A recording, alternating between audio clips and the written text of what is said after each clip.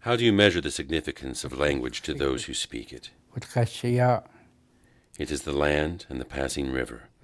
It is the creatures who move on the land and swim in the river and fly above. It is wind in the pines and the voice of the people and the spirits of those who walked this path before. It is not possible to separate the Salish language from the cultural identity of those who speak it. It must be saved. But how? Here on the Kalispel Reservation in northeastern Washington, a tribe hopes it has found a way. How well they succeed will be measured by the smiles on the young faces when grandfather talks about coyote in an ancient tongue. It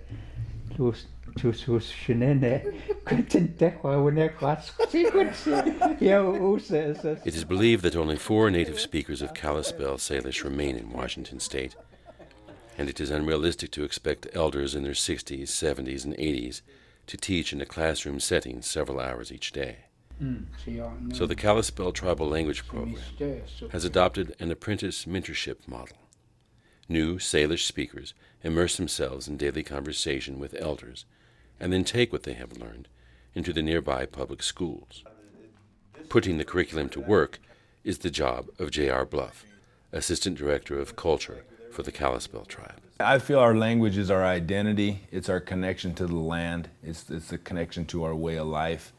You know, when I work on new curriculum and I see a new story or I see new words that are from some archival, it kind of sets you back in time and it puts you in our ancestors' shoes, whether how they traveled, what they even talked about. I mean, in the last 10 years, we probably lost 10 or 15 of our speakers. And, you know, with our language program, I wish we'd have been 10 or 15 years ago. Watermelon, quiet set. Kalispel tribal member Victoria Bowman perfects her Salish while she teaches it at Cusick High School.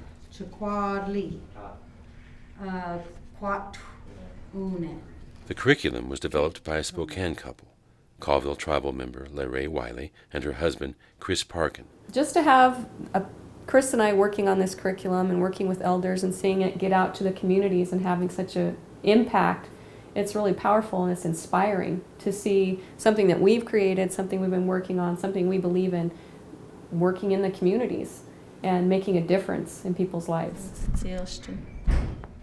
Native America's hope for the future has always been its children. Now the time has come for the children to save the past as well.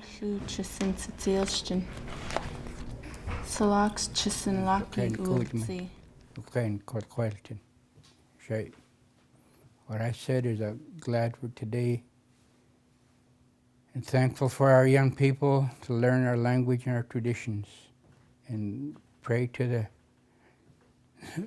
the Creator to help us so we can learn our ways again. That's what, in essence, that's what I said.